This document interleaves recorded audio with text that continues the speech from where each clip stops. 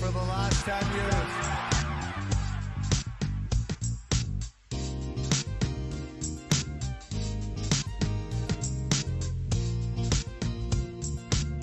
Let me start off with a Twitch feed this morning, and I got to get the whole name right. Mile High Hockey Lab.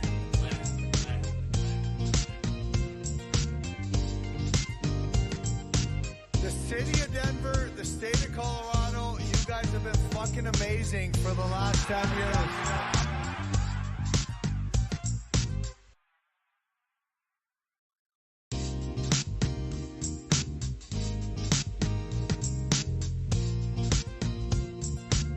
Let me start off with a Twitch feed this morning, and I got to get the whole name right. Mile High Hockey Lab.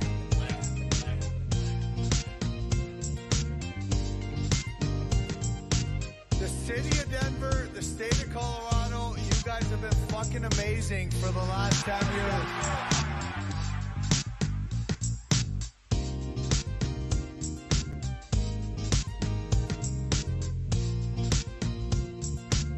Let me start off with a Twitch feed this morning, and I got to get the whole name right. Mile High Hockey Lab.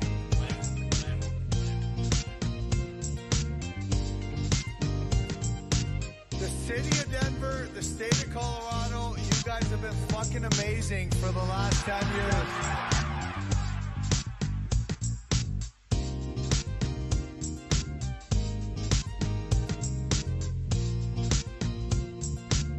Let me start off with a Twitch feed this morning, and I got to get the whole name right. Mile High Hockey Lab.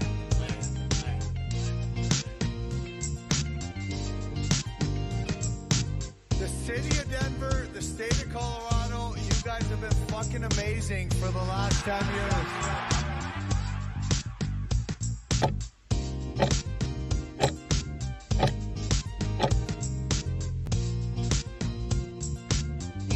Welcome to the Mile High Hockey Lab.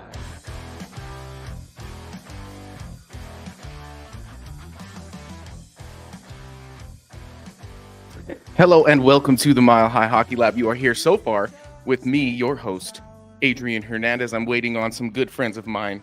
I believe Ezra, Jackie, and Evan will be joining us. I'm getting messages from Evan says computer issues. So this is how we're rolling today on July 1st, which is Happy Canada Day to those of you who celebrate, those Canadian fans. I wore my Nordiques, I guess, cutoff or tank in honor of Canada Day, I guess. But also, as you see, I still have my hair, thanks to Nathan McKinnon, so that's nice. But yeah, thank you for joining us. While I have your attention, please head on over to milehighhockey.com.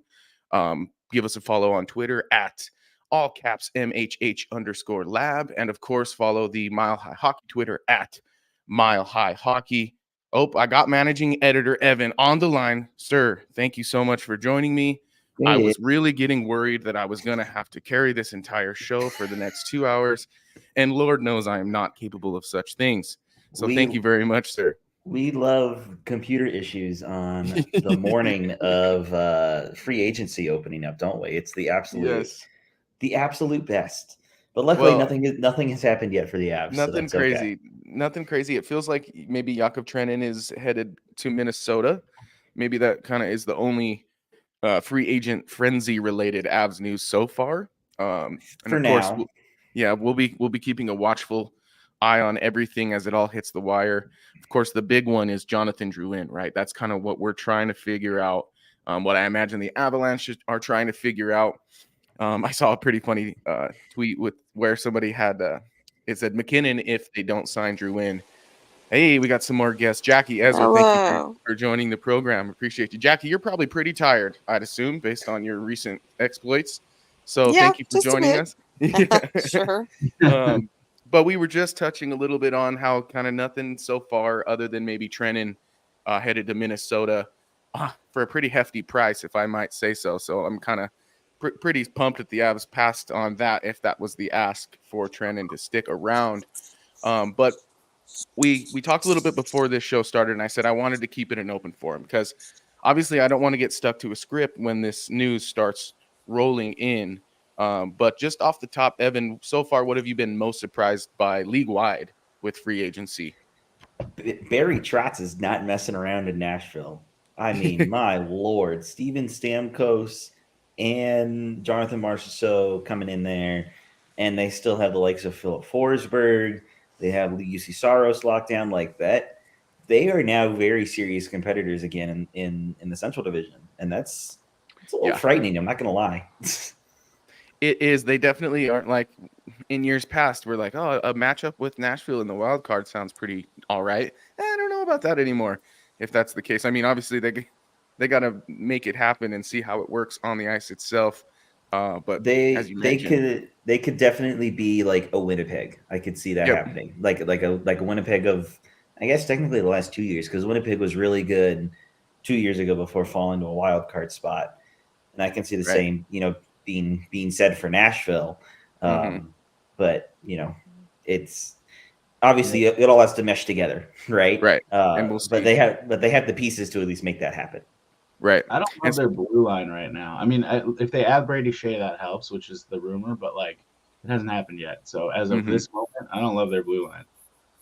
That's a good point, because you're going to have to keep up in that regard. That's kind of even obviously Winnipeg kind of has an edge in terms of the blue line and in the Central.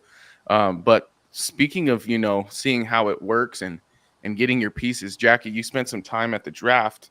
Tell us a little bit about your experience. Was it fun? Oh, of course. The Sphere is as incredible as everybody says, so that's definitely not overstated. It was interesting to see the Avs make 2 trade downs. You could tell the trade at the first round was going down. That was kind of interesting to witness. Just a lot of activity, a lot of McFarland getting up and talking to various people, and then he had a brief meeting with Bill Armstrong. So it was like, okay. Well, and we know that Utah has 1 million picks, so you kind of had an idea what that was looking like there. It was an interesting draft that they made 9 picks. That's very unusual for them. Yeah. And 2 trade downs. They still didn't trade up. Yeah. So that streak is still alive. Streak's alive. Yeah. Well, they didn't trade up. They traded back, and they also did something that I didn't think I'd ever see as a Colorado Avalanche fan in selecting not 1, not 2, but 3 goalies in this draft. I don't think they would have done that if they didn't have 9 picks. Yeah. Well, and I read too that they were actually trying to move up to get Yzerman. I don't know with what.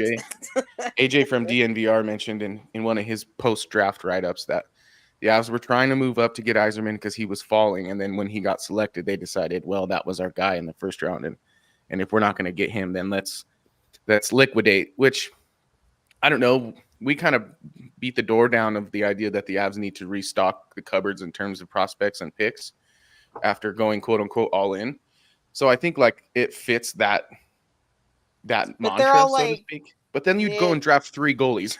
And I'm like, well, all right, that's interesting. Although to be fair, the first round goalie, or excuse me, their first goalie selection, he seems to have a lot of promise with some serious uptick last year in the KHL. So I mean, it's the long game with goalies all the time, but I think that they might have gotten a good one with him. So that's nice. I think that was pretty atypical. I think they had to have a plan with that because he's 21 years old and it's obviously the first pick for them in this draft class. I think you could see him sooner than later. Mm-hmm. They probably would want him to have a season with the Eagles, but with Georgiev going out the door next year, they're going to need to have something there. So I definitely think they did it with purpose. And everyone else, they're all mid to low round picks. So, I mean, it is restocking the cupboard in just sheer numbers, but I don't really know that moves the prospect pool forward much. Yeah.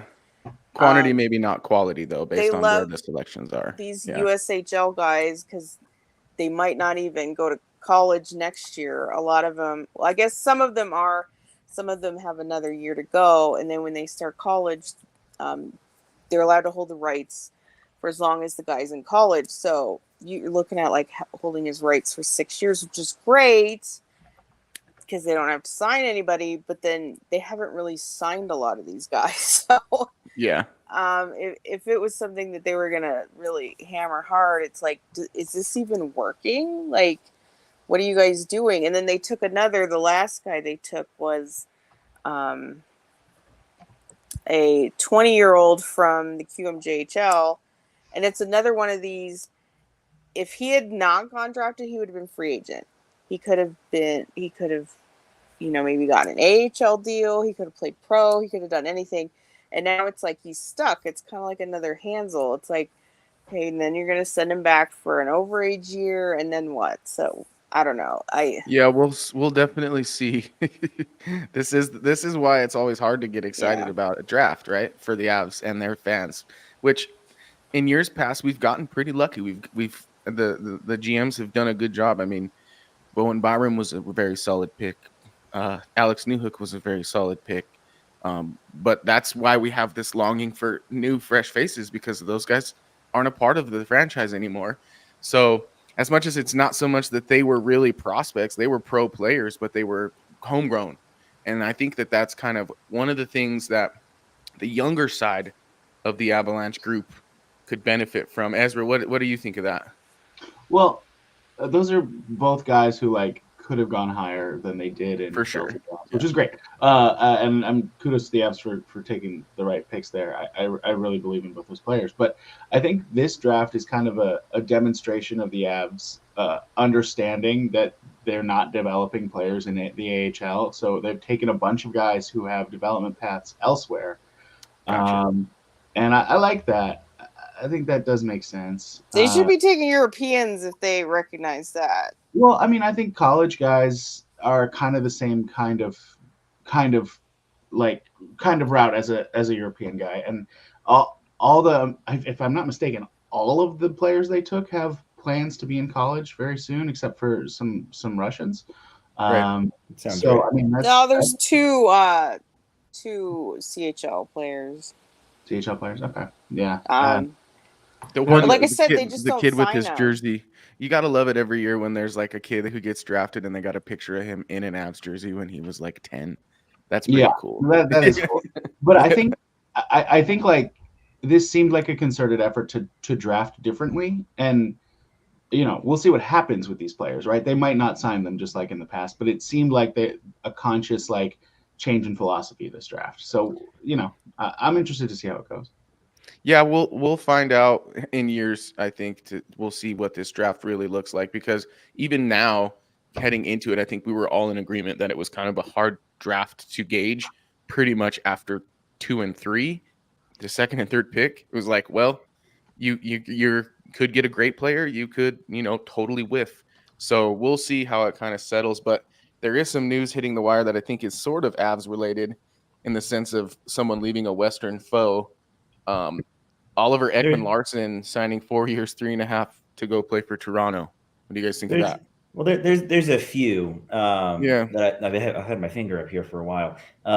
Brady Shea, I know, Ezra, you just said that, right? Oh yeah, did it happen? 7x7 in Nashville. Yeah, Nashville is going in. Barry Trotz is ridiculous. So somebody give Barry a blank check. Those two I wanted to point out, in case we haven't touched on it already, Yakov Trenin to Minnesota for 4 years, $3.5 million. That's the only, I guess, Avs-related news, I guess, for the moment.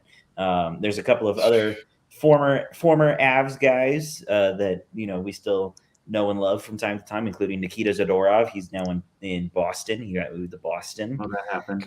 Perfect place for him, by the way. I know, right? Yeah, Boston, they're going to love him out there. And Ian Cole, I just saw it. Where'd it go? In Utah. So we'll see him a little bit as well. Just a 1 year by $3.1 million, which is kind of a lot. But I'm surprised he got that much. That's great. Good what for him. What do you guys think of Minnesota paying as much for Trenin as Toronto will for OEL? Oh, gosh. I mean, such an interesting comparison. I feel like both guys are overpaid. yeah, exactly. I'm like, I was expecting him to get something like that. Like, that's why Nashville moved him. Yeah. Like all these guys you get at the deadline, it's like, you know that if they were good enough, they would have stayed, or if they were within what the other team was willing to pay them, they would have stayed. So that kind of gives you the clue there. So then on the way back to Edmonton now, it looks like Victor Arvidsson, according to Elliot Friedman, no terms quite yet. So they really are rolling in. We're 13 minutes into the free agency frenzy. Look at Brett Pesce, 6 by 5.5 to New Jersey, staying in New Jersey, or is that a return? Going to. Yeah. Oh no, he's a Hurricane, right? Yeah. What is up with those guys? They just swap players every year. It feels like that's hilarious. I will say this. I mean, there's been a lot of, I guess rumblings, that the Avs would be quiet today. I mean, that's kind of understandable considering their situation at the moment. But at the same time, you see all these people making moves, especially out west, and you're wondering, will the Avs find anything to do? Like, if there's anything that happens today, it would be Jonathan Drouin. And like that's probably what we'll get, if I'm being honest. I don't know what else. No, that's Peter, good. I'm good. Nashville rules, Colorado drools. Thanks, Peter. We appreciate those comments. It's going to be a lot of replacement level. Exactly. Yeah. And they're not going to be the big name players, the flashy ones that everyone they're going to be looking out for, right when free agency opened 14 minutes ago. It's going to come in couple weeks in middle of August, when there's nothing else going on, right?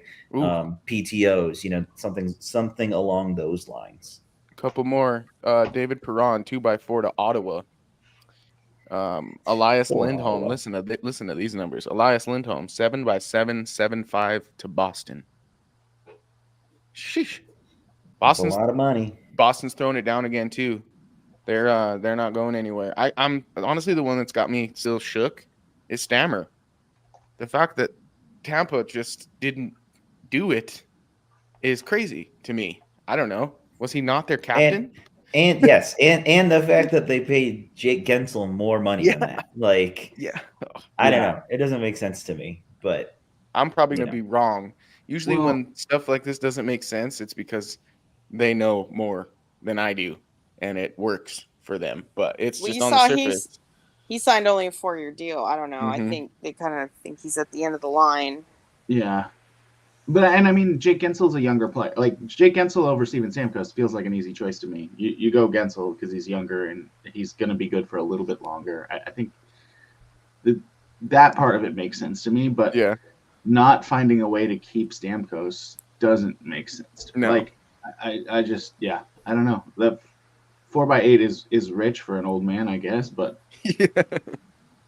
well, I mean, I think he didn't have a bad season last season. No, and I understand.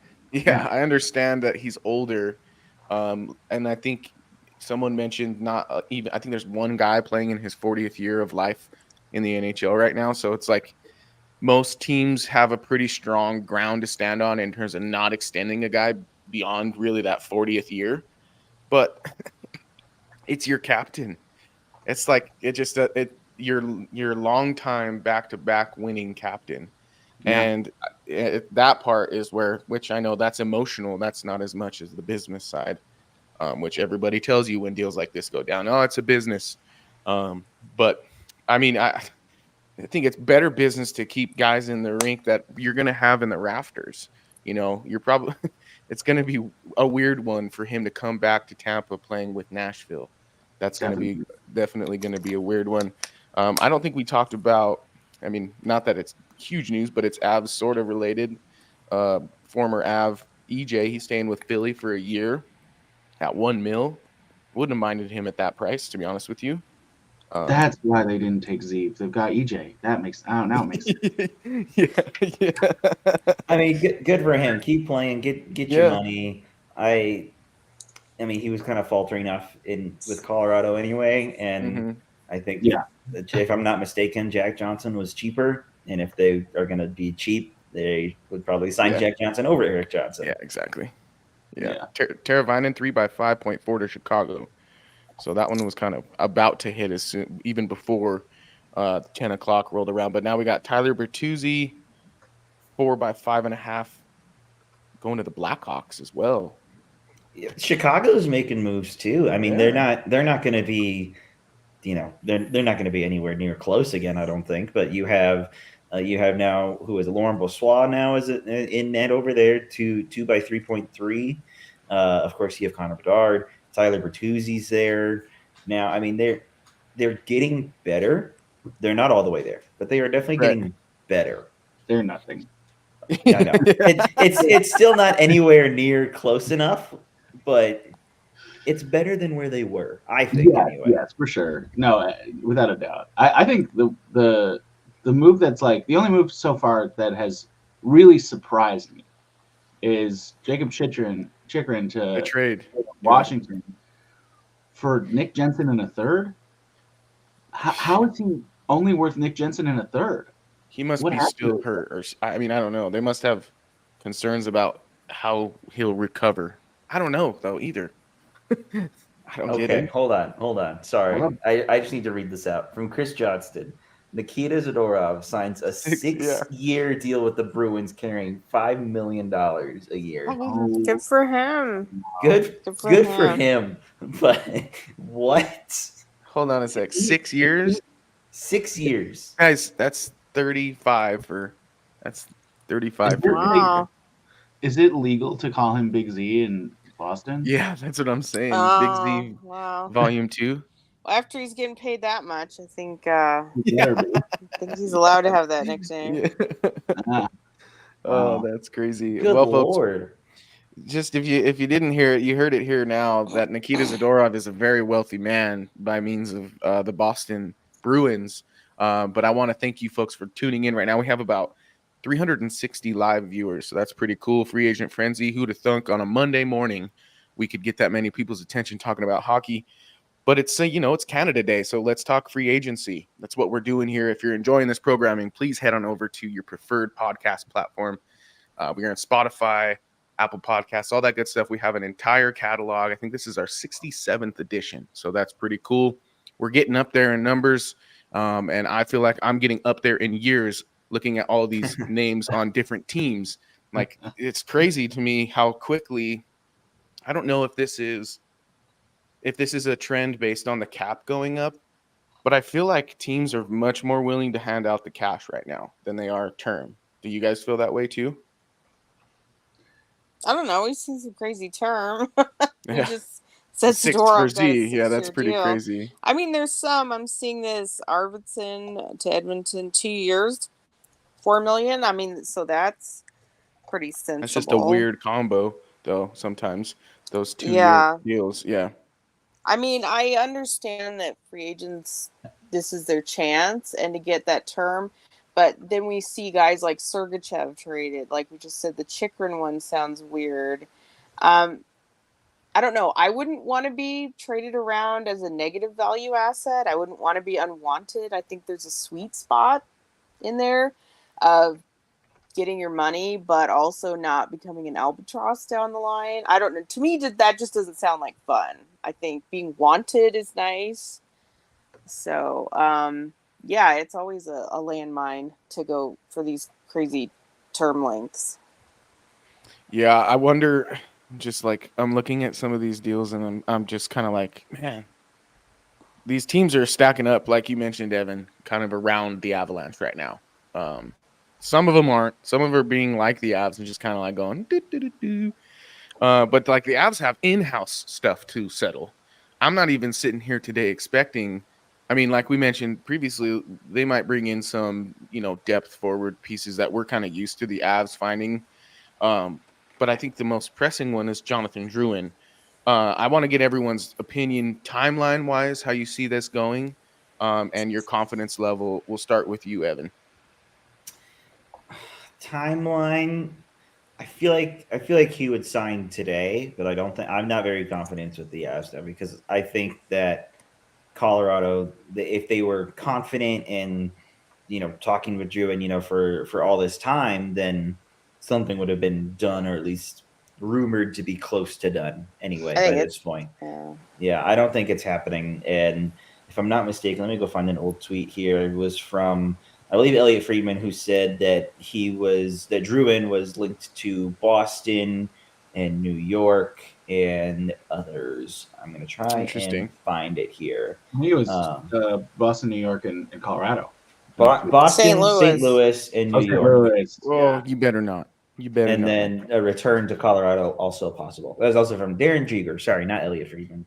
That was really like the only tweet that's been sent about him at all. So, like, some of these other guys had, have had rumors for days. I don't know. I mean, putting in that also Colorado, I mean, you can guess that the offer is going to be pretty low. So maybe he's doing his due diligence just to see what's out there, even though, I mean, come on, like these offers have been going on for days, but officially maybe to see what the offers are. But I'm still going to say that he comes back. It just doesn't sound like he's a hot commodity, either because he really isn't or because they kind of know that this is what he's going to do. I just think for so many reasons, does he want to go somewhere on another big contract with the pressure again, the mental health stuff? And even if he gets $4 or $5 million for someone, he's not going to be on the top line. He's not going to be on the top power play unit. He's probably looking at being a middle six guy somewhere. I just see at the end of the day, how is that even better just to add a couple extra million? I mean, yeah, it's not my million, but like I said, I think for him especially is a guy that understands mental health, being happy, being wanted, having a great role for him. Those things are all, I think at the end of the day, he's going to pick the Avs. But Avs news. Oh, Brandon Duhaime, 2 years by 1.85 in Washington. So there's that's too much. Another one gone, but I don't think any of us were expecting him to come back, especially at that price point. Yeah, we're cool. Not when he was marginalized in the playoffs. Exactly, Jackie. He's a perfectly fine player, but when the chips were down, it didn't feel like he was going to be relied upon. Maybe that would change with the year time. I haven't heard much about Sean Walker though. There's been like no rumor about him. I don't think he's coming back. I'm just saying there hasn't been any word about him. Yeah, I agree with that. Well, getting back to Druin, because I want to hear your thoughts, Ezra, on confidence and kind of how you see, because it feels like if I'm reading between the lines a little bit, that he's going to entertain the open market because he wants to see the offers. But based on the fact that, the components and the context that Jackie brings up, which is the mental health side of things, how clearly, obviously, this is a great fit for Jonathan Druin, that he'll kind of have to weigh whether or not the money on the table is worth sacrificing those elements of being in Colorado. How much are you confident in those elements getting him to stay? And like, what sort of cash would you tell him, no, Joe, go take that money? Well, I mean, I think based on him not signing quickly, it sounds like he didn't get blown away by any monetary offers, Right. I thought maybe that Tyler Bertuzzi deal in Chicago was what he was going to get, but they obviously went with Tyler Bertuzzi. I could see him coming back at this point. It's only, 15 minutes into this, half an hour into this 27 minutes, baby. But still, it seemed like that's a guy who could go get paid, or he could not get that money and come back. And at this point, it's possible that he's not getting that money. But also, teams who were in on Bertuzzi and didn't get him are going to circle back to Druin or something. Not that they're equivalent players, but just they are those top six wingers. So, it's hard to project. Obviously, we don't know anything, but But I do feel like the fact that he's not signed already is, obviously gives us more confidence that there's a chance he comes back. Yeah, because that was my next question. Jackie, go ahead and touch on it. I guess I'd say if someone's offering him $6 million or something, then I don't. He's got to take that. Yeah. You got to take that. But right, like let's say the Avs are offering $3 million and someone else is offering like $4.5. I don't know. Is it worth it? Yeah. But well, that's that, and I think that is the dilemma not only for Jonathan Drouin, but probably anyone who's thinking about extending him a contract, is like how much and how important are those little things that he was able to find in Colorado to maintaining his newfound progression, I'd say, because he had a great year last year. And I think if he comes back to Colorado, the outlook is pretty good for him, probably having a career year, based on the fact that he'll be within the system for another year and he'll have a true crack at it. Evan, I guess if you had to put your best guess on it, what price are the Avalanche looking for with Jonathan Drouin?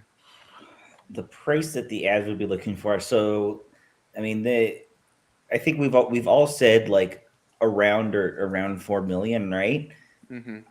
I would think I that's wonder what if the it's team would even want. lower than that. Yeah, I know. Now, though. That's what I'm In thinking, threes. though. Yeah, if it's like 3.5, 3.25, something along those lines, that the team would want, right? And Drouin, I would assume that Drouin would want somewhere more around that 4. Maybe more, depending on how his agent is going about things. But if you're finding it difficult to find the middle ground now at this point, that doesn't make me very, very confident for sure when it comes to this process. And as you said, you have to kind of look at how do you fit in, how have things gone so far. And I saw someone earlier on Twitter make this good comparison. I don't remember who it was, but like taking like a hometown deal. Sam Reinhart got one like right before the stroke of midnight last night, 8x8, and to stay in Florida. That is a very, very good deal for Sam Reinhart to take and for Florida to take.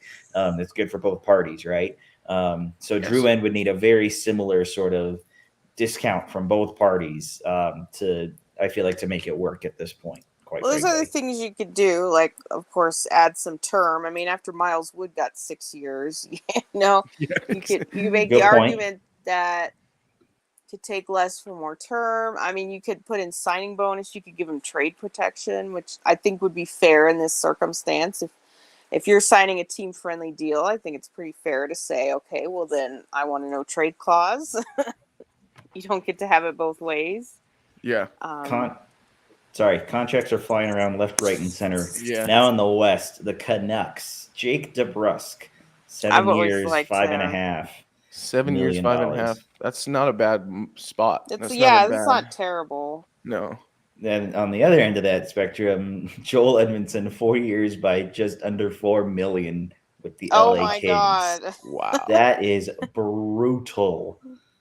Well, good thing the Avs can afford that. I think he's Who is that? Edmondson. Oh God, just under $4 million with the Kings. I've always it's been sort of like a half joke, half prediction that the Avs like Edmondson. Actually, that isn't founded in just fantasy. I've kind of heard that too. That's a ridiculous contract for Edmondson. I'm so glad that they did not take that. Yeah, Good but they God. They can't match that. I guess one other thing I'm looking for is did they sign a goaltender today? It's interesting. Good point. Yeah. But sorry, go ahead. No. I was just going to shout out somebody on Twitter who tagged us and said, I'm hearing Mitch Marner to the Atlanta Thrashers, 5 years by $357 million. Wow. But they could. Yeah, but no, let's touch on what you were just getting into. So who wants to take that?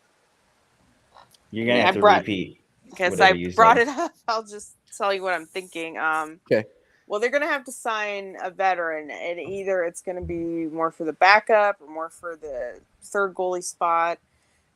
They need to fill out their depth. Like they have Georgiev, they have Annunen, they have Trent Miner signed. That's 3. I mean, ideally, an NHL team really needs 5 on NHL contract.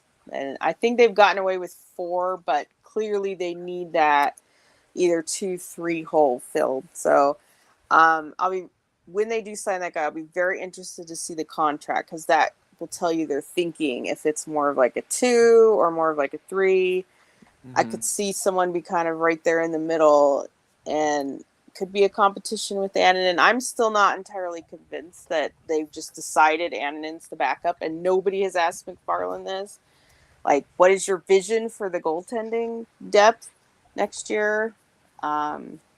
So I think we don't have the answer for that. But regardless, they have to sign somebody. I mean, they only have 3 under NHL contracts. So, well, and we mentioned as soon as the and an extension came through that we were like, those aren't backup goaltender numbers. yeah, and it's not. I mean, it's so cheap that could be where their savings are. It could be cool, but yeah. But it's not really. Yeah, I think they left themselves some wiggle room there. So I'll be very interested to see who they sign and what that guy's contract is. Well, Reef Dean had a good maybe note on possible strategy for the Avs, which is watching other teams sign guys and get to the cap ceiling and see kind of who gets squeezed out and who's left on the free agency market that you can kind of score out of value because they don't have much choice otherwise. Is that a realistic approach, or is that just how you say yes and no? I mean, that's how they got Erod, but right. I think and Druin. I mean, that's what worked. Did he? I can't remember exactly when he signed. Was it day one or not? No, it wasn't day one. The only day one signing that was there last year for the Avs was Miles Wood, and I remember it because we were on here for like 5 hours. Nothing happened, and then as soon as we went off the air, the Avs signed Miles Wood. So let me find when Druin was signed because I don't remember. I think I want to say it was a few days or maybe even a week afterwards. I'd say it's a good strategy, but I don't know that could be their only strategy. So, because you really can't count on it. I mean, I know that some people speculated maybe Jeff Skinner. Right. That's somebody that maybe would be looking for a home or at least for a rehab year. So. Because he got bought out, right? Or at least they said they're planning to buy him out. Jeff Skinner got bought out, yeah. Also, I was mistaken. Druin was signed on July 1st. It was just late in the afternoon, so I just don't remember that at all. Yeah, I don't either. Okay, so yeah, he wasn't super late. Fine. So like I said, my answer is I like the strategy. I don't know that could be your only strategy, though. I'd be a little concerned if the Avs... I don't know. I hate deals that are done on the first day, but I'd be a little concerned if they walk out of today with nothing because they have a lot to do and there'd be a lot of names off the board. And I don't know, unless they truly are just looking for $1 million fines. And maybe they are.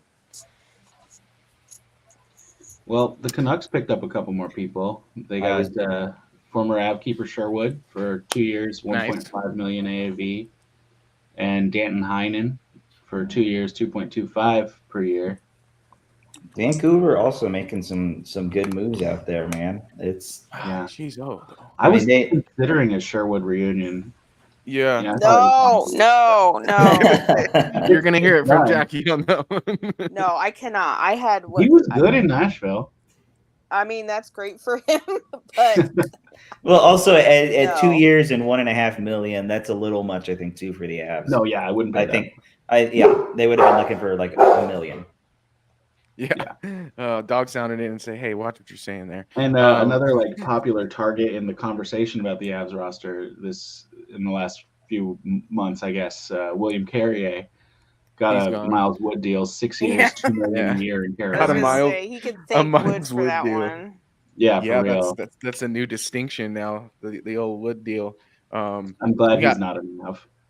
We got 909 live viewers right now, folks. So thank you so much for tuning into the Mile High Hockey Lab as we follow free agency, hoping that we don't get a repeat of the Miles Wood contract where we give you content all day about everyone else's signings. And then as soon as we sign off, the guy goes that we're looking for. This year it'll be Joe Druin. But at the same time, if it happens that way, I'm cool with it because as you all know, Ado was pretty much in the driver's seat of the Jonathan Druin hype train pretty much as soon as July 1st came around and they signed him. Obviously, it wasn't a hard thing to maybe be excited about with the relationship between Nathan MacKinnon and Jonathan Druin. But let's talk about that relationship because we got into something a few episodes ago where we talked about Nate kind of needing a guy like Jonathan Druin in the room, and that having been the case for a while with different people, Tyson Barrie being the other. how important do you think Jonathan Drouin coming back to the Avalanche is to Nathan MacKinnon? I'll give this one to you, Ezra. I'm sorry, I was typing something and was not listening to the question. How important is it to Nathan MacKinnon that Drouin returns? That's hard to read because I mean I think obviously MacKinnon was thrilled to have his buddy in town and it worked well, and that's really cool. But he also, in talking about Drouin throughout the year, he tried to play down some of that. Mm-hmm. I thought so. I think he understands it's a business and isn't going to take anything personally, but definitely it would be a boost to have Drouin stick around. That's my read on it. Yeah, and he said, funny enough that you mentioned that, because one of my favorite quotes from the awards night, which was an absolute cringe fest, by the way. But as MacKinnon said, quote unquote, yeah, he's definitely my favorite teammate of all time, which I think is like, whoa. Because you mentioned, Ezra, we haven't heard him say anything really like that. No. And I almost feel like, I don't know, he's a calculated guy. I don't know how much he cares. I don't think he cares as much as I do about this being a possibility, but it's possible that he's sending a message to management himself within those comments. Like, hey, you love me. I just got the MVP that I have deserved over and over again. And if you love me, do me a solid and find a way to get back my favorite teammate of all time. Cause you've traded him a couple times. So yeah, I think, let's just put it this way. I don't think he needs to send messages. I think they know. Yeah, I think he said it. Like, I think they're pretty clear on the feelings. I don't think you can discount it. I mean, no, MacKinnon didn't need Drouin to be the MVP because of the type of player he is and the talent he is, but you never know. It was a step. It was... Mm-hmm. Drouin would say, like, I keep him calm on the bench, just someone to hang out with. Maybe he could just fully relax around him. Because like you said, they've traded away a lot of his best buddies. I think it could have been important. Yeah. So it would be very disappointing to see it not work. I just think it's so good for everybody involved, and maybe Walsh is just kind of saying, like, you have to see what else is out there. But at the end of the day, it's his decision. And, it just makes too much sense. The Avs can't go out and just get somebody else. Even if they get another, like, project, even if they manage to land Skinner, it's not the same. It won't have this. Exactly. It won't have the same zip and pop. That's for sure. Because I'm, like, here's the thing. You sign Drouin, I'm going to go buy a jersey tomorrow. Whoever it is that you sign otherwise, I'm going to wait a year. I'm going to find out. It's weird to put it in terms of that, but I think it accurately purveys that there's not just, stats behind this. I mean, I don't want to give Jonathan Drouin too much credit because Nathan MacKinnon is an incredible talent. We know this, but he got a couple of monkeys off his back this year. 50 goals. Sorry to interrupt, but Arthur Staples says it doesn't look like, not sure if it's a done deal, but hearing Jonathan Drouin is heading back to Colorado. Let's go. Good. Who is this? Arthur Staples. I mean, he's nice. The Rangers? Athletics Rangers, right? Yeah. Okay. Good interruption. Whoa. So thank you. So we're getting rumblings that he's headed back. Nothing confirmed yet. That's where we're at right now. That's right. Okay. Now, good. That'd be great. If this is true, now I'm just interested in the number. I think that's what everyone's interested in right now. I will say my official guess would be, I'll say like 3.5 or 4 years. That's gonna be my guess. If he signs with Colorado. I love that. To me. Yeah, I think it'd be fair. I think it's fair for both. I think the AAV could work for the Avs. I think for him taking something low, he should get a little bit of term. So. Oh man, wouldn't it be wonderful if we saw this come to fruition live on the broadcast? Because we would have so much. That would make me feel good about today. To at least get something. They need exactly. Yeah. And then they can, hopefully get. I'd rather see Skinner than say like Kiefer Sherwood, you know. So well, you're not going to get Sherwood, so yeah, you can feel comfortable with that. thankfully. I don't know. Just Dry's under contract somewhere. Sheldon Dries. Oh, that has to be my other panic. Oh, He is, I think, also panic Vancouver. button. Yeah. Don't bring back Kyle Burrows. No. Stay away. Okay, so folks, if you're just tuning in, because we just got an influx of viewers, we're now over 1,000 live viewers. So thank you so much for tuning in. But we did just get a little bit of a rumbling about the Jonathan Drouin contract. So far, all we've heard is that it's signs pointing to him returning to Colorado. No terms quite yet. And that's good. And I know if it was just about seeing what else is out there, I don't blame him. You know, right? You gotta. I think he deserves it. Yeah, you gotta find out if someone's trying to give you $6 million. Right. And you text your buddy McKinnon and you say, "Hey, when you're here, we'll go have dinner." McKinnon could give him a few things under the table. Yeah, exactly. Yeah. Well, that's good news for Colorado Avalanche fans if it does kind of come to fruition. And that was Arthur Staple with the initial drop there for us, that we're kind of all just glued to our phones and computers now, waiting for the shoe to drop, so to speak. But when I'm going to put it that way. There it is. It's official. Nathan McKinnon. It's only a 1-year deal, according to Frank Wally, which is interesting. Yeah, Bob McKenzie said so too. 1-year deal. Huh. Okay. You know what? I mean, it is what it is. Yeah, folks, you heard it here first. Jonathan Drouin is a Colorado Avalanche for 1 more year at least. We're still waiting on the AAV here. I wonder if this is saying, hey, we want to commit to you long term, but we don't know what the deal is with Val and yeah, I would back for another year, and then we'll give you a bigger deal. Yeah, and I don't think that's a bad thing for the Avalanche to do, and I don't think that it's a bad position for Drouin to put himself in, because if what we were talking about in the build up to this deal, which is amazing, everything worked out so well on today's broadcast. But it goes to show, like, he can just double down on last year. He can have a true career year with his buddy, and the Avs will actually have some money to spend potentially. So you can get him long term. You can get him that one last really nice contract. Yeah. Exciting news. I'm putting that on the bottom. Very cool. Or even if they can't sign him next year, then maybe they please sign somebody. But it makes sense. Like, the Avs really are in a bind, and so they just don't know. They can't commit the money. So I wonder if it is going to be fairly low then. It could even be lower, maybe in the 2s. Yeah. If it's just a 1-year deal. I am a little bit surprised that it happened. I'm not going to lie, because I was just here for the last 45 minutes saying it's not going to happen. I don't see it happening. So what do I know, right? But my goodness. Yeah, I'm sending out a tweet now on socials just to get everyone in here. So, folks, if you are here right now and you've got some comments or some questions, let's hear them. We'll start kind of giving you some feedback and let you know how we feel. But so far, right now, the news as it sits, Jonathan Drouin will remain best bud to Nathan McKinnon in Colorado Avalanche for at least 1 more year.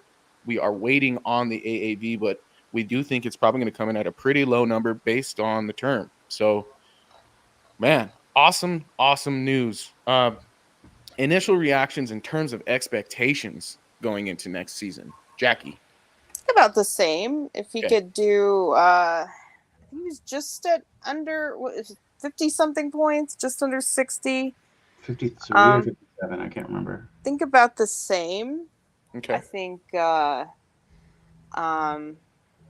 be very interested to see who produces more between Drouin and Middlestad.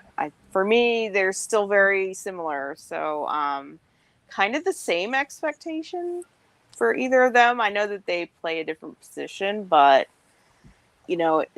that's kind of for me where I'm looking at next year. Yeah. So if he builds on last year, what did we say? It was 70 points, 70-some points? Let's go look at that.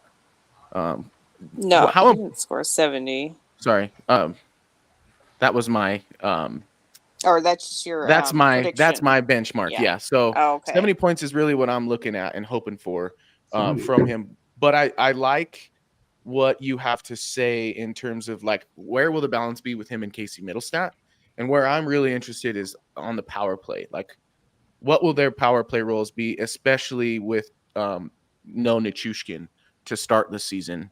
How do you, I guess, Ezra, where do you see Jonathan Drouin fitting into the lineup? Is he still top 6 with McKinnon? And is he a part of that top power play group without Nichushkin? Yeah, I think yes to both. I think he's going to play on McKinnon's wing, and he's going to play the wall on the power play. Not McKinnon's wall, the other wall. Yeah. McKinnon will play the net front role probably, unless Landeskog's able to come back and take it. And then you got Lehkonen doing the work on the boards, and that seems like your top unit to me, unless something else changes. I would love to see Middlestat get some work there, but it's not necessarily a need for him because Drouin showed so much promise there, and they, like Jackie said, they are kind of similar players. So you probably are just putting one of them on that unit because you need the net front guy and the board working guy. So I think it makes sense to see him next to McKinnon on both top power play unit. Yeah, which to me doesn't make 70 feel all that crazy. No, and I think also like he started last year really quiet because he was getting comfortable. He spent 10 games looking like maybe a bust. And then he spent 70 games looking great. So, I think getting that 10 game buffer, out of the way last year, this year he can start out hot, and there's a good chance that he could hit 70. I think, given that he couldn't quite crack 60 last year with 10 extra games of feeling like a fit, I think it's reasonable to say he should exceed 60. 70 feels great. It feels like pushing it a little bit to me, but it feels great. I mean, we also forget while I'm writing this article and doing research on it real quick about the announcement that he was injured for the first round of the playoffs, right? He only played game 4, 5, and 6 in that Dallas series. Mm-hmm. And in those 3 games, he got 3 assists. So a point per game in the playoffs too. So while he probably wouldn't have been, a difference maker, it's still a big impact that you missed in the playoffs, and now he's back, and you can hope to run it back, another year and try and force something again in a different direction. Yeah. Well, it was especially impactful when you were like, oh man, this is going to be great.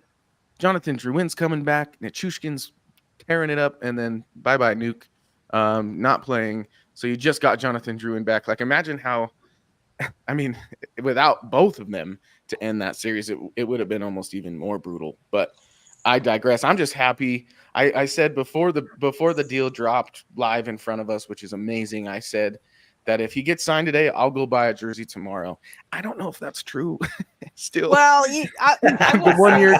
You can have it out deal there with the 1 year deal. It's still exactly. 2.5 million. 2.5. Okay. All right. That's great. I think that's really good for both sides, man. Really good for both sides. 1 year by $2.5 million. That's really you wanted term on the deal for Drouin, but to get him under 3 and then potentially know more about what you can pay him next year, I think that's really good. Definitely. Yeah. That's really good work. So does this make way for Jackie's prediction, I guess, or longing, which is to go get another goalie? Because that's team friendly. We got the team friendly deal. So is there any left to go find somebody else? Do you spend that Nichushkin money? Do you spend that Landeskog money? Like, where are you guys at with that? I mean, you have to fill out a team. So I don't know exactly. I think that takes all their money without dipping into to one of those. That. Yeah. So they kind of have to. I wouldn't spend all of it. I think they could hedge, and also knowing that Nichushkin would be prorated, so his cap number really is $5 million because the $1 million he won't even get. I don't know. I don't know what they plan to do because, like I said, you have to eat into it to even fill out a team. So exactly. Well, it's not like they could be done right now because they don't have a team. Well, folks, if you're just tuning in, man, we are getting like crazy numbers coming in right now, folks. So thank you so much. We have over 1,600 live viewers currently. And we are rooting and cheering because Jonathan Drouin is still a Colorado Avalanche, as the DNVR boys put it. The Halifax homies remain. And we got him at a team-friendly clip, 1 year, $2.5 million. I think the Avs, as we've all agreed, will readdress this next year when they know more kind of about the Nichushkin situation. We can see Landeskog through his potential return and recovery. And you know, if that kind of comes to fruition for the Avalanche, where we have Jonathan Drouin in the top 6 and somehow can get away with a pretty good looking and rejuvenated Gabe Landeskog up the middle as well somewhere, this Avalanche team is kind of starting to form. But now the question is, as Jackie put, do you dip into that Nichushkin and Landeskog money? And it feels like they have to fill out the roster. So who's next? On what position is next? Then, if it's not goalie, like Jackie mentioned, Ezra or Evan, what are you eyeing for the Avalanche next? I think I'm with Jackie, where you have to fill out the team, right? And I think Chris McFarland or somebody mentioned it during the draft that you can't really go over that 88 million, without knowing, what Nichushkin's deal will be whenever he comes back. Corey Masiak, though, from the Denver Post, did mention that that Nichushkin's contract will be prorated, so that can help a little bit to an extent. But you don't. I don't know. It's going to be tough to kind of work around regardless. I think they got the biggest piece of business that they needed to get done today, which is excellent. Now it's just a matter of figuring out what is next. If they make any more moves today for a Kiefer Sherwood, like not actually Kiefer Sherwood, don't worry, Jackie, or something else similarly. Let's just say Jeff lines. Skinner. Let's aim high. I was just gonna say, let's not go to the AHL players just yet. Is Jeff Skinner from Halifax? No, he's I think he's from Ontario. He played in the OHL. He's from Ontario somewhere. He played with Landeskog and Jr. They played for Kitchener. Oh, so he lives in Halifax now. Oh, Skinner? Yeah, that's what it says. Who said that? I'm looking on online here. Let's see. No, I'm lying. I'm looking at this is like a builder that lives in Halifax named Jeff Skinner. That's hilarious. No, but I'm just trying to make ties here. I'm trying to find them. Trying to find all the ties I can now. No, but like I said, the good one is he actually played with Landeskog and Kitchener. Okay, so he's a Ranger. Gotcha. Yeah, so I think there was maybe one other tie I can't remember, but that's a good one. So maybe Landy can get his buddy to come for $1 million. Yeah, exactly. Well, we got a comment here. We said Peter says he also played with Middlestat. Well, there you go. Oh, that's another good point. Yeah, that's true. That you I think Evan had written that they had good metrics together, so that's something else that you can think about. That what other cheap find could you feel comfortable putting on the second line with Middlestat? So, that's another good reason. So I guess that's my hope now at this point. Get Skinner for cheap. I know he's not a perfect player. I know that he does not defend or forecheck, but neither did Drouin, and he found a way. Got him to figure it out. So Dude, they're not going to get better than him. I mean, Jay Fresh's player cards are great, and you take them for what they are. Their analytics, you can feel how you feel about that. But Jonathan Drouin's card is stupid looking when you look at the change from 2022 23 season to the 23-24, and mostly on the defensive side of things, Jackie, and the offensive side of things. But I think the defensive improvement is what most teams didn't see as a potential. You know what I mean?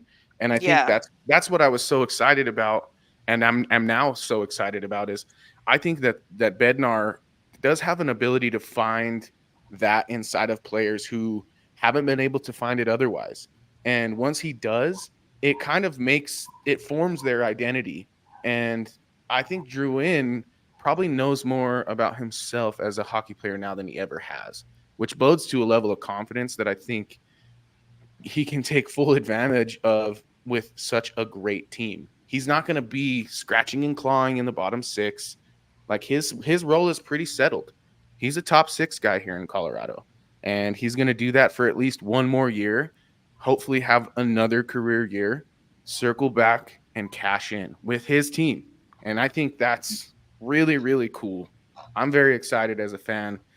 I guess I will buy the jersey just because it's why not, right? What are we doing here? What are we waiting for? But it's cool. I can't even think that I've even saw one last year. So I do hope he starts to get some love. But like I said, you 1 year you're still allowed to feel a little, that there isn't a huge commitment there. But I do think he deserves it. And yeah, if he even has the same year that he did last year, even if he doesn't improve, I think, especially if the defensive numbers are still in the same range, then yeah, I hope he does get kind of a generous deal because he does deserve it.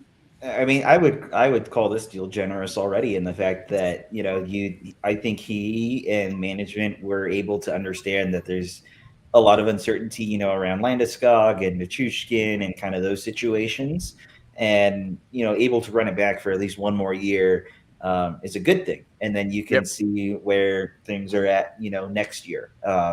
We're gonna have. I would think anyway that we would have a clear answer for Landeskog by that point. If he's not playing by that point, then you can't have another year. I mean, he's got to be able to be counted on. It's just and if I'm not mistaken either, I believe Valeri Nichushkin's modified no trade clause kicks in at the end of next year too. It does. Yes. So then if things are if Nichushkin is still kind of struggling off the ice, and maybe both parties are looking for a fresh start, then you could do something on that front to open up that $6 million cap there that could then go to Drouin if he is still thriving and doing well here in Colorado. So I think all around it's a great bit of business by Chris McFarland to get him locked up for at least another year. Yeah, let's give old Chris McFarland some letter grades here, like we're his teachers, and we want to figure out how we feel about this pretty much last week of work, whether it be the draft or today. And he's not finished today potentially, but he also might be finished today. Letter grade scale, what are you giving him, Ezra? For the draft and today, so far. I mean, I love the Drouin deal. I think that makes a ton of sense, and it keeps the flexibility and gets a good player still in the lineup for a good number. So on that front, I feel like he deserves a good grade. But then that draft is it's so I don't know. It's not even underwhelming, because it's just all of these guys are guys who maybe in 3 to 7 years could be something. So it's really hard to grade, because it's we don't know anything about who these people are going to be, except for the goalie, who we think is going to be an undersized NHL tweener between backup and starter. I mean, at best. So I think I'm going to go B-. B-. Well, let me rephrase the question then. Instead of the actual selections themselves, let's just consider the draft in terms of his approach to it. How does that change? Does that change your answer at all? It does. I like the concept of the approach. I'm a fan of trading down to get more picks, especially given that they've traded so many picks away. I really like picking up an extra second rounder for the deadline this coming year. That was really smart. A 2025 second rounder, I should say, in that trade down from the first round. I didn't think there was anybody at pick 24 that I was like, you have to pick this guy. What are you doing? So I like the trade down stuff a lot. I think that's smart. And I do like conceptually, they're like, okay, we're going to rebuild our goalie pipeline, and we're going to take a bunch of guys who are going to college. Conceptually, I like that. Okay. It's just not knowing anything about these players. I felt like I did pretty good draft research, and then I was like, oh, no one I looked at? Okay, great. Which, speaks to how much these people who actually research the draft do, because I looked at a lot of players and none of them. Exactly. But I guess it bumps it up to a B. A B. Okay, that's fair. I do like the concept of the way that they did the draft. I like it a lot. But fair. yeah, I just wanted a player to be excited about. Yeah, that's what I was mentioning earlier when I talked about like New Hook and Byram, which I get. Yeah. Those are like higher picks, so Totally, it's easier to get excited about those anyway. But Evan, what about you? What letter grade are you giving Mr. Chris McFarland right now? Before that, Ryan Boulding from NHL.com covering the Avs is throwing out a little teaser, and we were just talking about goalies. He says Scott Wedgwood for $1 million in Colorado. Does that make sense? I don't know. No. I think Wedgwood wanted more, so I don't know if that's inside info. I think that might be just. You think it's just spewing out there? Okay. I'm Ron Burgundy. Yeah. We talk so much about the Avalanche giving their young players a chance to bring in somebody to block on and in at this point, and just like don't like bring in a guy who really is a third goalie, but Scott Wedgwood is a backup. That's a hard backup right there. That's a good point, because it's going to be a shot to the heart a little bit for Anderson if you just bring in a real backup. I mean, although, like we said, he maybe already knows he's not the true backup based on the way that contract settled out for Anderson. But Evan, let's get back to your letter grade. What do you got for Chris McFarland right now? Well, I know that I said before the draft that I hoped that they would not trade their first round draft pick, and lo and behold, they traded their first round draft pick. But they did what I wanted them to do, which was to pick up more draft picks in the middle rounds. And I'm happy that they did that. I'm a little disappointed it cost a first rounder, but at the same time, I'm kind of understanding of that. And I'm happy that the farm system is at least a little bit more stocked up than it was before. As I jokingly said, I know in our group chat, our top 25 under 25 that comes out in August might actually be 25 players. So yippee! And then of course this Druin deal is pretty good too, and excellent piece of work. There's a lot of things that he can't control with the Nichushkin situation, the Landeskog situation, so he's kind of just having to wait it out, at least at the moment. And I think that with little assets that he has and the little bit of movement that he has, I think he's done a pretty good job with it. I'll go B+ with it. I think. So we got right now he's about 3.5 GPA, 3.0 GPA with you with the panel. Pretty much my college GPA. So there we go. Right? You just gotta work with what you got, right? Work with what you got. That grade can definitely go up or definitely go down. Depending on what else happens for like today. If Scott Wedgwood maybe happens, if that spitball rumor becomes a reality, or Jeff Skinner or something, or someone else, we aren't naming. Right.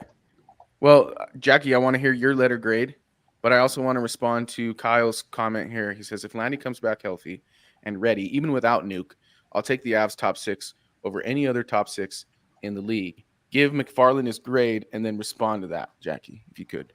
No, I think they're more than one, pretty darn good player away from having that distinction. So, no, I still definitely have concerns about how the rest of this lineup is going to get filled out, because the top 6 would definitely be passable, but the best in the whole league, no. But I like the confidence. I do. As far as my grade, I think B- is fair still. I'm definitely happy with the Drouin contract. Like we said, totally get the strategy. It makes sense. No problems with that. Like I said, the draft, I agree with Ezra. Was there anybody I was really pounding the table for?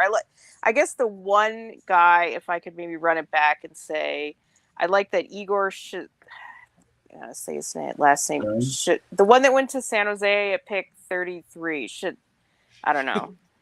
Say his last name. I'm not even going to try it. We're going to try it. We're going to find it. And we're going to try it.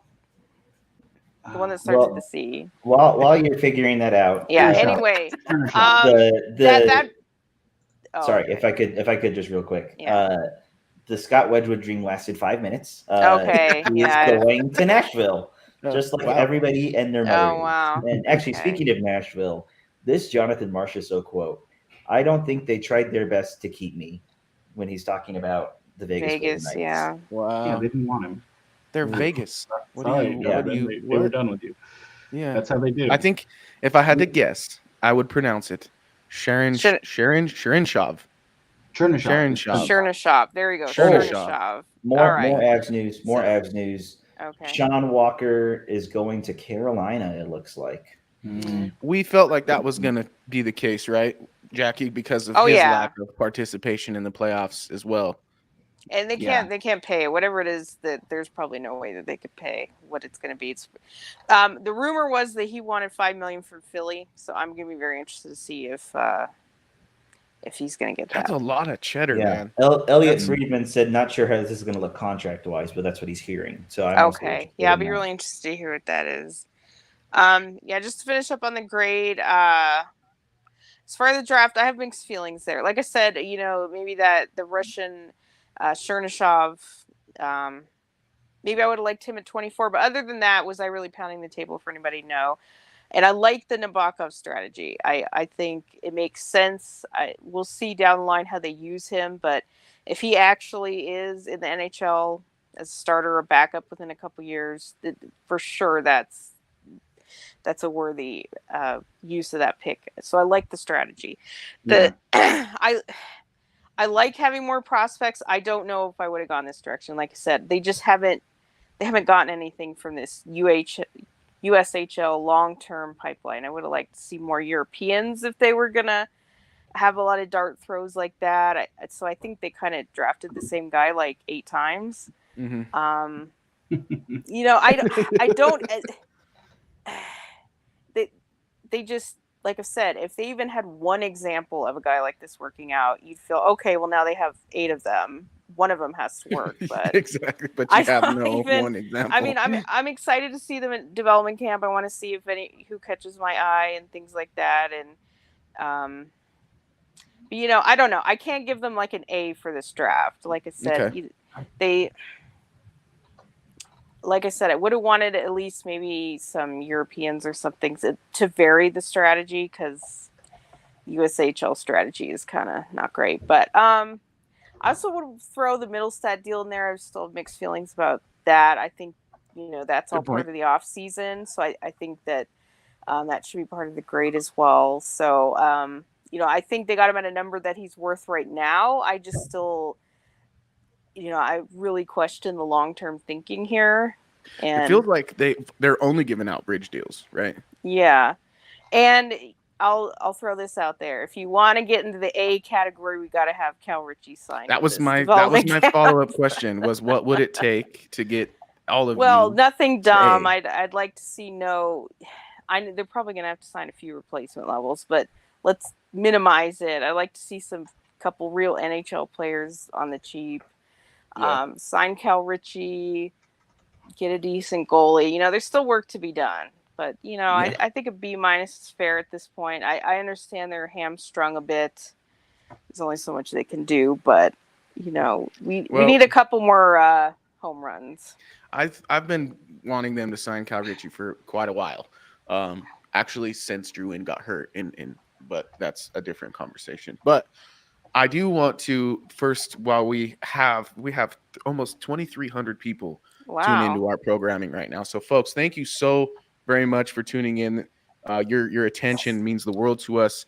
And while we have it, please head on over to milehighhockey.com. We have tons of written content there.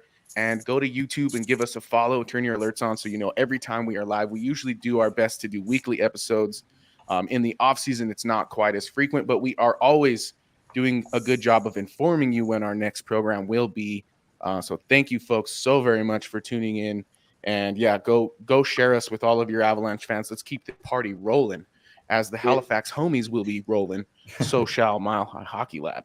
But Evan, what you got for me, sir? If I could, this isn't as related. This is just league related.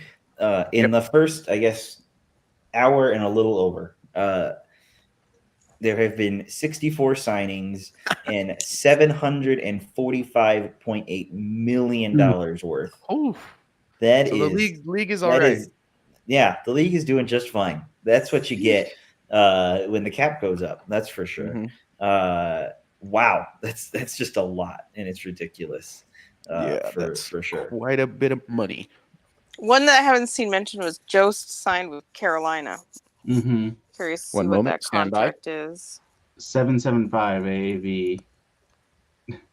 To be clear, that's not 7 million. That's yeah. Is it one way? I figure at that number that's one way, but probably. But good for him. I know he's kind of like the joke, like, oh God, don't draft another Jost. Hey, if we get 300 NHL games I love on our team out of anybody they draft from this point forward, that's still a win. What was he, 10? Yeah. Was he 10th overall? Yeah. Like, yeah. I understand that you want a better, talent or not somebody that's taking 775 right now, but the guy's been in the league for almost 500 games. Like, maybe we should kind of recalibrate what we think the draft is about. Yeah. It's about finding players. Mishandled his development pretty severely, and he could have been a lot more, but not getting any time to develop true offensive upside in the lower league, it's disappointing. It sucks for him, I think. But who knows what he could have become if he spent some years in the AHL or not. It could be the exact same guy. You never know. But yeah, that's tough. He just never really got the chance to be the guy he was in his pre-draft years. Well, he looked so good for Team Canada. That's really what I think got him in the top 10. And then I know the argument is, well, the Avs were terrible. That's the only reason why I played 300 games. And I'd say, well, then it's about desire and not ability. Yeah, exactly. So that doesn't mean that desire goes away. You could play someone if you feel like it. Yeah, well, I mean, on a day where you'd get one thing right, like re-signing Jonathan Drouin, I'm not going to get too wrapped up on Tyson Jost. But I'm just saying, I know it's not the way that he's the butt of jokes. I'm not even trying to get into like what went wrong there. I'm just saying, like, the guy's still kicking around. Yeah, he's hardly like the poster child of what I'd say has gone wrong. Yeah, agreed. Yeah. Good for him that he got another contract. Well, it's funny. That's what's kind of so strange about this draft, right? Is, as Ezra has mentioned, it's so hard to judge anyone's draft basically beyond San Jose basically, and feel like you have any real confidence. It's all just wait and see stuff here. And I think that that's probably more healthy than kind of what we can get caught up in. I think the draft in and of itself is a little bit extreme in terms of like the programming is like, well, my comparable is Eric Lindros. And it's like, really, dude, that's your comparable. You know, it's like we do this hype train stuff for these young kids. And I get it. It's about promoting the league. But at the same time, it sets them up for failure when, we're expecting Jost to be, he's a top 10 pick. He should be in the top 6. That's not how it works typically. The numbers are very much so on the opposite end. So I'm with you, Jackie. I do think it's funny that he's the butt of the joke when he doesn't really, I don't think, fit. I think you could probably go through a lot of the Avalanche drafts in the mid 2000s and find some really bad selections. So I don't think Jost is the one that I would choose. But let's get back to kind of what the news of the day is, which is the Jonathan Drouin re-signing. And also, will the Avs weaponize that money that's still in the cap based on Nichushkin and Landeskog having their own situations? We've talked about Jeff Skinner a little bit. We've talked about filling out the roster and how that's required.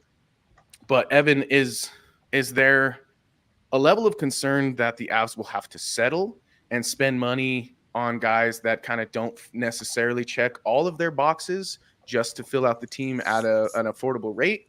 Or what are your thoughts on that? At least for the moment, I feel like. But I will say this. I think at least for the moment, but not as bad as it was for 2022-23. Yeah. I don't think it will be that bad. I don't like I couldn't tell you like any names that might be out there that the Avs would try and go for later on in this free agency period and whatnot. But I think you're just gonna have to bite the bullet with that at least a little bit to an extent. And most teams do that, but they only really have one or two that they do. I think that the Avs will be closer to having 2 to 4 similar players that they'll have to fill out. Okay, I think that's realistic. I do. I just we talked about this before, Jackie, that it's kind of a slippery slope when you're doing this sort of patchwork stuff. It does feel like the Avs are kind of like insulating themselves with these short-term bridge contracts, but then you look at last year and you see the Miles Wood contract, which Miles Wood's a great player. I think that contract will work out in the long run. But that's kind of what I'm worried about is if we start seeing them kind of fork over term because we don't really have the space. Or how realistic is that concern, Jackie? Oh, it's very much a concern. I mean, like I said, are we bracing for 5 replacement level players? Are we talking about like AHL tweeners, or like super washed up veterans? So yeah, I still think there's a lot of concern how they plan to fill out the rest of this roster. I mean, it'd be nice if we could count on some internal graduations, but I mean, I know that's like, beating the dead horse for another day, but this is very relevant when we're talking about a day like today. Mm-hmm. Is they have to fill out the roster and like nothing internally is really on the table. And so, yeah, I'm still very concerned. Like they usually sign a bunch of guys for the AHL and that'll come in a wave either today or tomorrow likely. And yeah, I'm concerned that if that's all they do, then those guys are more for the NHL roster than the AHL roster. So, yeah, there's still lots of scary out there. Yeah, I do have a bit of an anecdote from Dater. I don't know if you folks how you feel about that, but I don't care. I think it's an interesting note. He says, "I'm hearing that he had at least one deal with more money and more term on the table before agreeing to Colorado." Yeah, before agreeing to go to Colorado. Well, no duh. I think that's pretty. That's how contracts work. Yeah. At least one. I love how he put it. At least one on the table. Especially with the report that the Rangers were very interested. Very interested, quote unquote. You would think that, they would have something good on the table if you're very interested. I have some Avs semi-ish related news because we've been talking about him. Jeff Skinner. Nothing's done yet, but there are multiple teams in the mix, according to David. That's not how you say that. David Pagnotta, including the Oilers. So we'll have to see about that. And more Western Conference news. Chandler Stevenson to the Kraken on a 7-year deal. And that is on top of, I don't think we mentioned it either, Brandon Montour just coming off of a Stanley Cup win going to Seattle for 7 years. Man, Seattle is also loading up. I like Seattle. Obviously we know I grew up there. But man, that's 2 deals I just feel completely opposite about. One, Brandon Montour, who is so good and will be good for that whole contract, and one, Chandler Stevenson, who is already slowing down and is going to be an albatross in 7 years. I hope that's cheap. If that deal isn't cheap, I'm going to be disappointed. Chandler Stevenson, he could be okay, but man, that seems risky to me. 7 years, wow. That's a lot of for a 30-year-old. Everybody out west has been throwing. I feel like more teams out west have been throwing. I think that's a good point. In the East. That's a very good point. That's interesting. Go ahead. It's usually not the best strategy either. Mm-hmm. Like you're gonna see some buyouts. Yeah, that's why I call this day the prelude to a buyout day. Yeah, the Minnesota Wild know all about that, don't they? So I'm with you on that, Jackie. Well, it's just we've always felt like this day and even on deadline day, you overpay, right? To bring in guys most of the time in most situations, because you have to meet the market. But that's why I do find the Drouin story is an exception, right? He's not the rule. Would you guys agree? Oh yeah. Yeah, I would say it's not a never, but it's just funny when you always hear like, oh, the Avs always get these right. It's like, no, can we list out all the ones? Yeah. They get the ones they get right. Tatar, Ryan Johansson, like, yeah, it's and they've done good. Nichushkin was one. I think maybe with his struggles, that could be a reason why a guy of his caliber was available for that kind of reclamation. But yeah, you can't expect it to happen all the time. A lot of things have to go right. You have to have the right fits. The player has to be willing to buy in, et cetera, et cetera. Yeah. Yep. I hear you. Well, I'm thinking that since we got pretty much the biggest news of the day, we'll maybe give our broadcast another 10, 15 minutes in the event that something else kind of rolls through. But folks, thank you so much for tuning in with us and following along as we see the continuing of the Jonathan Drouin saga here in Colorado with his buddy Nate MacKinnon, which is great news if you're a guy like me.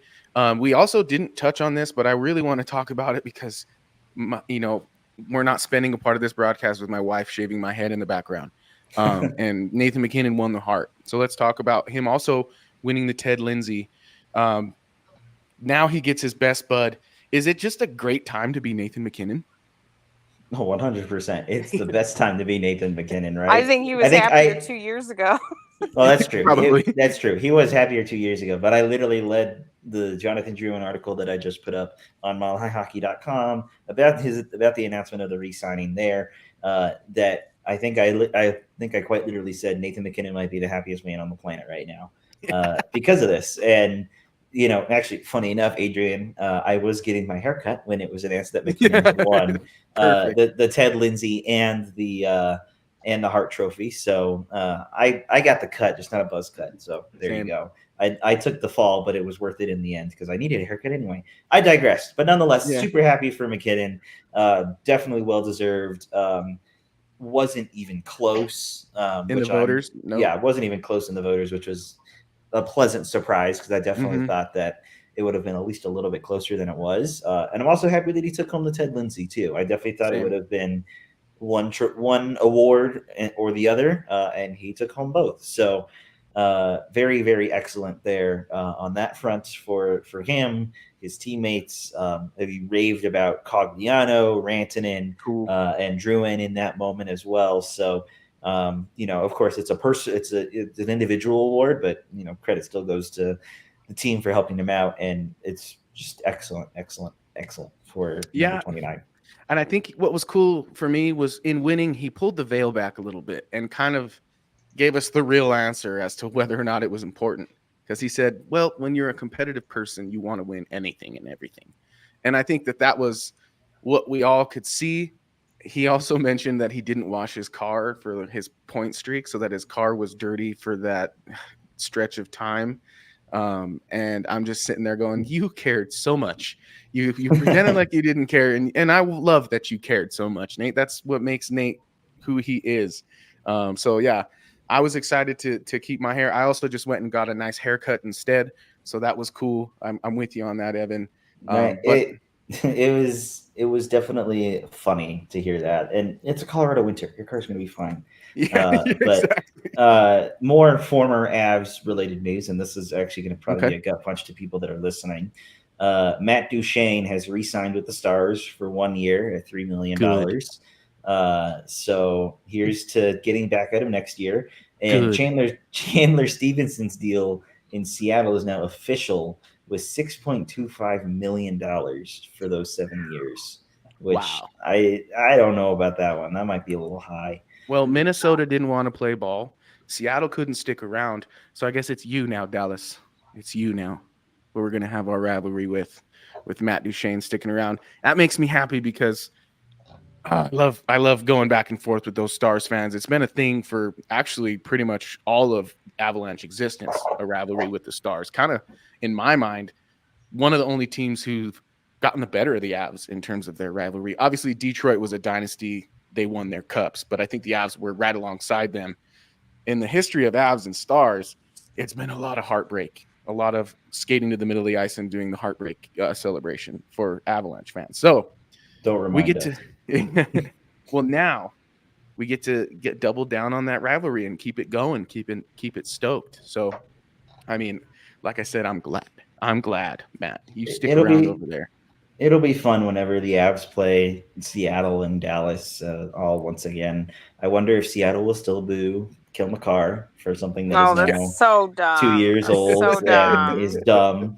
I saw that even in person. It was even dumber in person. I didn't love it either in person, but I actually, speaking of games and schedules and whatnot, we should get the NHL schedule tomorrow. Thank God.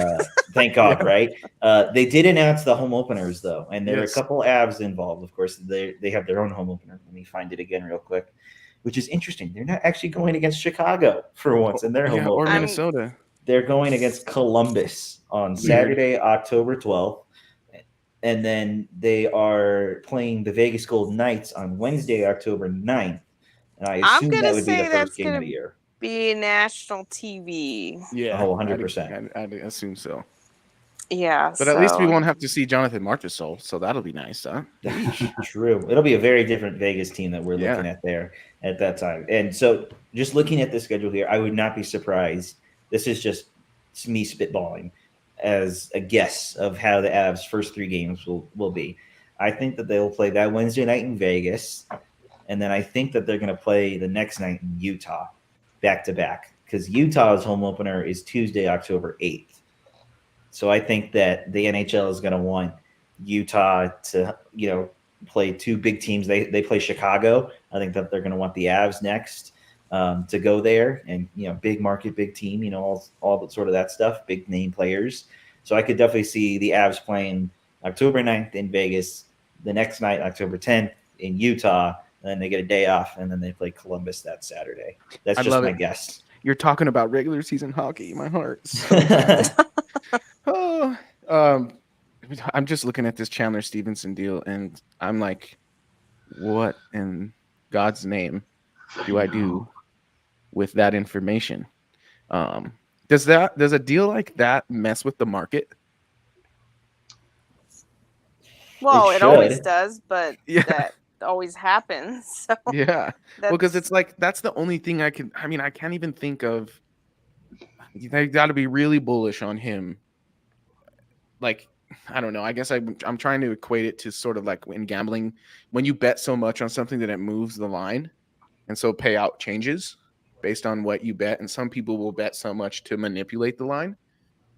Am I like, is Seattle like, yeah, we're not, we're thinking about it. It's just all inflation. Like everyone's excited the cap goes up. It's inflation. That's what it is.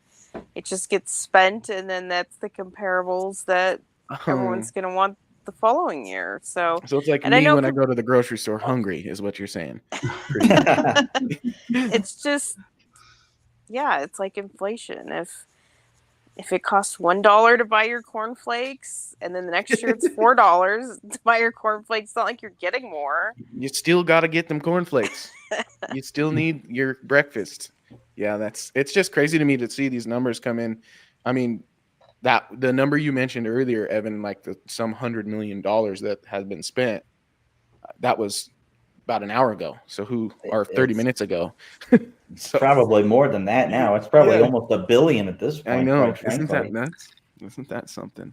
Well, folks, we have 2,500 live listeners and viewers right now, which is a huge honor. Thank you so much for tuning in. Don't forget to like, subscribe, and share us with your fellow Avalanche and hockey fans. We love talking Colorado Avalanche, and we always have our live comments rolling. So if you'd want to be a part of the conversation, of course, tap in. Head on over to milehighhockey.com. Give Evan, Jackie, and Ezra and myself a follow on Twitter as well. It helps us get you information as to when we will be broadcasting again. But I think unless the 3 of you have anything else you want to touch on, that we might wrap. What do you guys think of that? Yeah, I don't think there'll be much else. We'll see what happens. We'll have a full recap of the start of free agency on our website, milehighhockey.com. Yes. And if anything else pops up as well, that announcement will be there in written form rather than audio form. Sorry, our audio listeners. Our new writer, Jeff Shelton, and I are going to go back and forth debating every signing. Not every signing, but all the ones that we found interesting. Nice. Which so far has been pretty fun. We've worked on it, a bit of it. That's cool. The only thing I can think of that we could do, and this would be long, so if people have to go, we could not do it, would be to just go through the list of cap-friendly current unsigned free agents and decide who we would want. But we might as well before cap-friendly do it. Shuts down. Let's give cap-friendly one last spin, baby. One last hurrah. I have it pulled up if you want me to share my screen. But if anybody has to go, we should not do this. It'll take a while. Well, we can rattle off a few. I'm fine. Yeah, we can rattle off a few and see where we're at. So, and it gives us extra time in case something crazy happens. Exactly. Let's see here. I'm trying to find the tool. Which tool? Players? Which tool are you in? I got it pulled up. Okay, cool. Are you sharing your screen? Is this American? Yeah. Okay, cool. Yeah, let's look at them. Let's take a peek. Let's take I'm a look. actually interested in this list because I have not seen I just have forwards pulled up. You have to put it on the screen. It will not allow me. Oh, really? Hold on. Yeah, I don't see it. Hold on. Oh, yes, I do. It's hiding. Okay.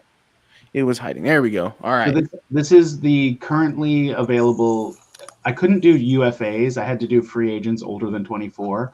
But it's everybody who's not officially signed, sorted by time on ice. Man, look at Cap Friendly. This is the last time we get to look at it. I know. I love this site. It's been so useful to me. But we can immediately cut Joe Pavelski. He's retired. Although maybe Skinner we've talked about, like Parise. We'll see. Yeah. We can cut Rem Pitlick. He's not real. Bring back Thomas Tatar. Let's run it back. I was going to say, bring back number 25. Yeah, that's right. Kubel, I actually would like to have back. I would be down for that. Yeah. Also probably retiring, although that's not official. Fogle actually did sign, so he's not really on the list. I did see Corey Perry on there as well. I think he also signed with the Oilers again, if I'm not mistaken. Beauvillier doesn't quite fit the modus operandi here. I just wish there was the willing to sign for $1 million tab. What about Gurianov? Yeah, right. Yeah. What about Gurianov? Gurianov would be the kind of like reclamation project that we talked about. A guy who like had high draft pedigree and then just didn't quite make it work with Dallas. So that'd be a classic Avs choice. Do we have to bring back Nicholas? At 27. We got to bring back Abe Kubel so that we can write our dropping the cup curse, maybe. Yeah, that's right. That is still my desktop background is a picture of him dropping the cup. One name that I see on there is a former Av, Yoel Kiviranta. I don't know how we feel about him coming back or not. I don't know. I'd want to know the either or. Like it's him or who. If he comes back with the intention, if he comes back with the intention for him to be an AHL player who could get called up, I'm cool with it. But if the intention is for him to be an AHLer, what about Mr. Sprong, Daniel Sprong? 43 points, not too bad. I don't think he's their type. I wonder if a guy like Wenberg is more. Wenberg, I think, would be cool, but he is number one on that center, and he's probably going to get like $3-4 million. It'd be hard for me to see him sliding in unless Colton is moved or moves to the wing. But we didn't talk about that. It's July 1st, so Colton officially has trade. Yes. Oh yeah, that's a good point. That Colton trade stuff is probably off the table. Yep. Which I would like that's okay for a cheap deal. I'd be good with that. But so long as he's healthy, because I know he dealt with a lot of injury stuff. I like Duclair. I feel like Duclair's a skill fit. I just don't know. I mean, yeah, he just hasn't been able to do anything on a competitive team. Like he's been a good player on a bad team his whole career. Yeah, that's a good way. He'd also be a good bit of money as well. I would feel like. I think that might be out of the Avs' range. What's Tarasenko going to land at? I've always liked Tarasenko, but it's 32, man. But still, 55 points. He's got that cup shine. Yeah, man. Yeah, I could see him either going back to Florida on a little discount or getting some money somewhere. Patch is going to retire. Yeah. Yeah. Van Riemsdyk. Corey Perry. I don't like Corey Perry almost did it. Sorry, bro. Yeah. Does he even like his win now after all these cup losses? Does it even exist in his memory? Who's won the most cups? I feel like I should know the answer to that question. On this Corey list? Perry. Well, I mean, like all time, because like Corey Perry could definitely have 6. Yeah, he's only got 1. It's got to be one of those Montreal guys. Yeah, exactly. Like a Jean Beliveau. Something like that. Yeah. I'm just throwing out a name. I don't even know what decade he played in, but I think he's later. It's one of those guys from the 70s, I'm sure. I think the player on the top of the list is probably the only one that I'd be real excited about. What do you guys think of that? Wenberg. Yeah.